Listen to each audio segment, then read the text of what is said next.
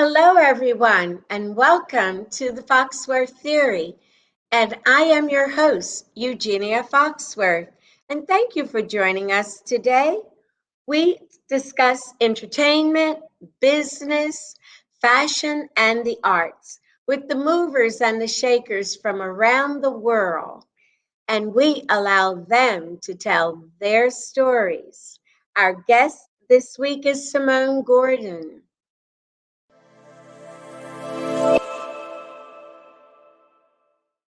A few years ago, my next guest made a bold and very brave decision to escape an abusive relationship. She had nothing to her name and was raising a nonverbal child with autism all on her own. When she couldn't find help from nonprofits, she turned to social media. Women from all over stepped up to help her get on her feet. Now she's paying it forward in such a big way that she's become known as the Black Fairy Godmother. To me, she's also a really rad human. I am Simone Gordon.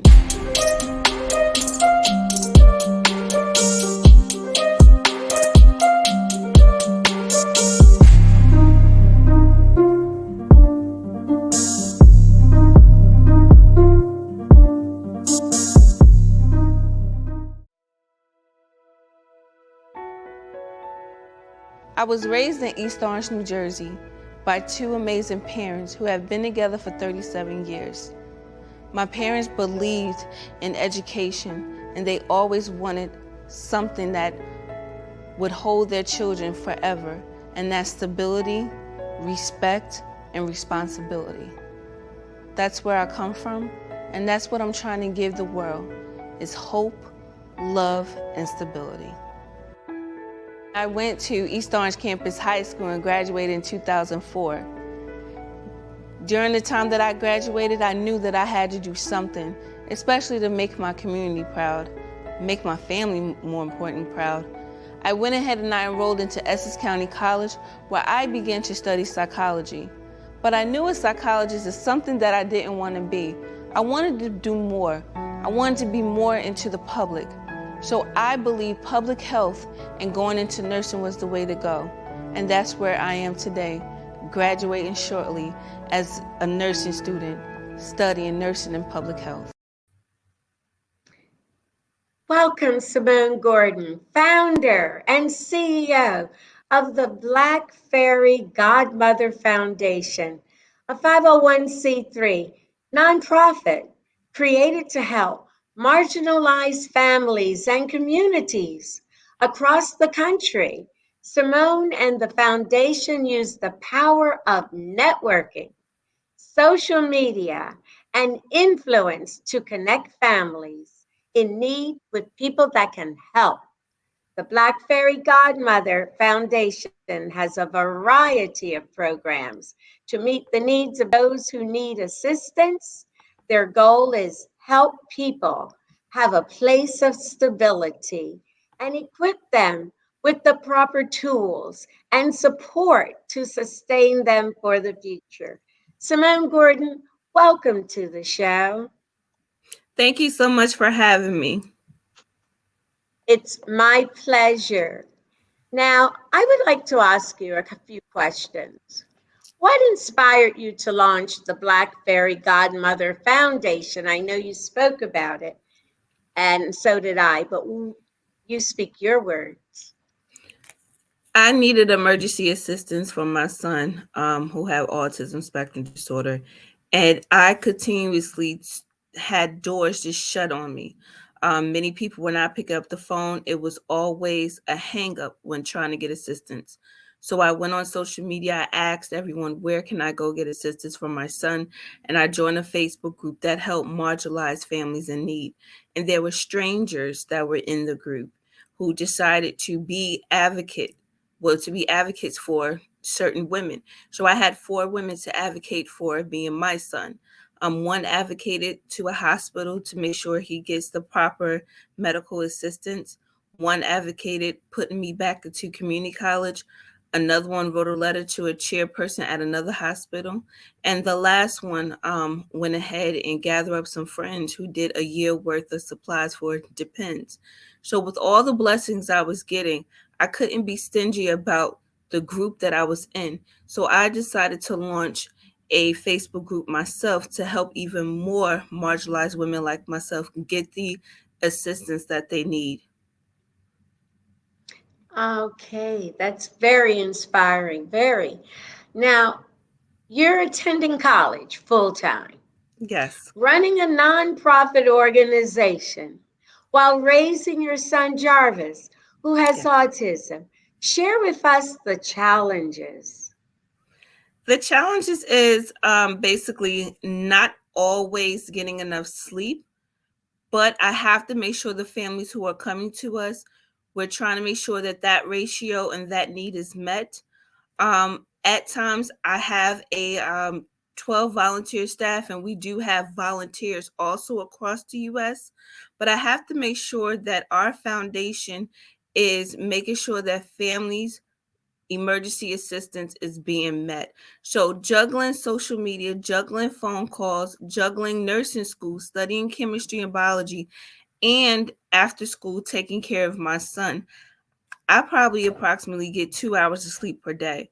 But that's the beauty of it. I'm feeling a void in my heart of seeing a family eat, having a place to stay, or being with loved ones, being safe.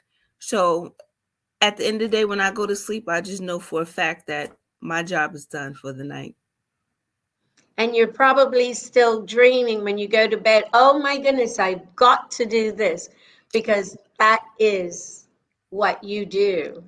Yes.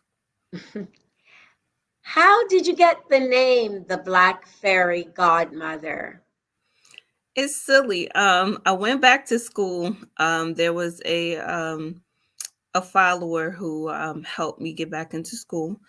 And I was in math class and I was getting a lot of pings on my phone, and my professor was upset because I didn't turn off my phone. And he asked me to silently turn off my phone. But I just happened to look, and there was so many people tagging me on Facebook that a mom in Maryland who was disabled had a child with a heart condition, and they were being evicted by noon. They had to dig up $1,000 or the sheriff will lock them out. So I went on my personal Facebook page and I raised $1,000 in 30 minutes. And people from all over social media start chanting, she's like the fairy in the middle of the night. And then people go, we're doing hashtags Black Girl Magic. And then the woman that we helped, Teresa, said, no, she's a Black fairy godmother. And the name just stuck from there. And you are. What a beautiful name to get. And for you to have your challenges, your work, and everything else, and to reach out in the middle of class, that was very brave to Yes. do this. Blessings. Tell us the various programs the organization offers. Yes. We have our first program that is called the Angel Food Assistance Fund. And with the Angel Food Assistance Fund, um, it has different various where we can send out fresh food, medical supplies, and also toiletries using Instacart or Walmart. And everyone said, well, how come you're using Instacart and Walmart? Because every human being deserves fresh food and brand new necessities. So that's the reason why we partner with the two, and we have it delivered straight through the family's door, with no questions asked. Any food that they need is there, and we get it done in less than 2 hours. That is our first program. Our second program is the Fairy Dust Scholarship Program. Many women who are over the age of 21 think that their life is over due to the fact that they have experienced trauma and they want to go back to school. They want to be a businesswoman. They want to get a trade. So that fund, which we join forces with Cherry Birch, is giving them the opportunity to dream and go back to school or to obtain a trade of their choice. And we always do it the month of May because that is Mother's Day, to give them that gift to go on and succeed. The next program we have is the domestic violence program. There's many men and women who are going through domestic violence, especially during the pandemic. So we have various donors who donate specifically through that fund where we're able to get flights, we're able to get trains, we're able to get emergency Ubers. We place them in hotels and Airbnbs, and it depends on the severity of the situation. But we get them out of that situation, place them in there, and then the next step will be we get them the apartment. We do an Amazon list to furnish the apartment as well, so that the mom or the individual that is suffering will have a brand new life, just a brand new beginning and starting fresh. So those are the programs that we have. Hmm. I don't know if you could handle more, but I think that you probably are looking at another one now. Yes. See, I was only saying it, but I Yes. know they say if your plate is full, who do you give it to? You are an angel. You Thank you. are. I believe in angels, Thank you. and you have helped many in need, as you just said, especially women in abusive situations and the LGBTQ community. What inspired you to do so? What inspired me to do so with the LGBTQ community is that there was a friend years ago that I was working along with doing the same work I'm doing now. And there was a lot of homeless teenagers in New York City who were always sleeping on the street. And she asked me, every year you have people donate to certain charities. What about donating to a shelter in New York that specializes in LGBT? And when I went to a shelter called New Alternatives back in 2019, there were so many that were left without families and left without anything. So I raised $4,000 on my Instagram platform, and we donated it to that shelter, and we were able to have two individuals move into a apartment of their own. And domestic violence is dear and near to my heart. Many people, when they hear the word domestic violence, they hear physical abuse. There's emotional abuse, there's financial abuse, and people take advantage of that. Um, I was a victim of emotional abuse, and I have a mom and dad who was strong enough to get me out of that situation to say it will be okay that you raise your son on your own.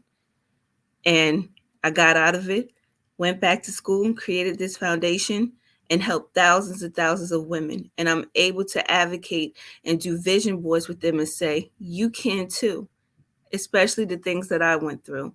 So, all of the things that I went through and the experience, that's what inspired me to do more, because we need more people to help. You don't always have to have money to help. You can just take 5 minutes out of your day to talk to someone and you'll be able to change their life. And that is something that I personally have always said. And I believe that you give, you don't give to get. Okay. Um, what I'd like to do now is ask you one quick question. Since the rise of the COVID pandemic almost 2 years ago, the organization went into overdrive, helping families across the country more than when you initially started. What assistance did you offer and how many were helped as a result? Before the pandemic started, we were just getting approximately 10 to 20 applicants a day.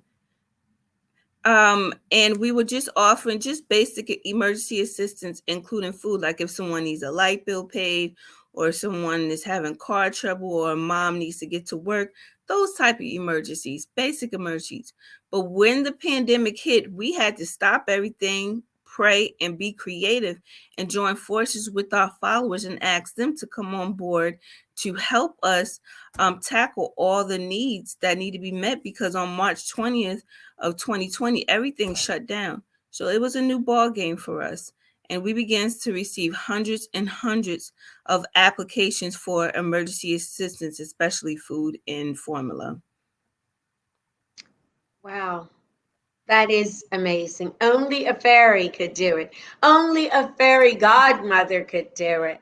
Now, Yes. let's take a break and we will be back with our guest, Simone Gordon of the Black Fairy Godmother Foundation on the Foxworth Theory.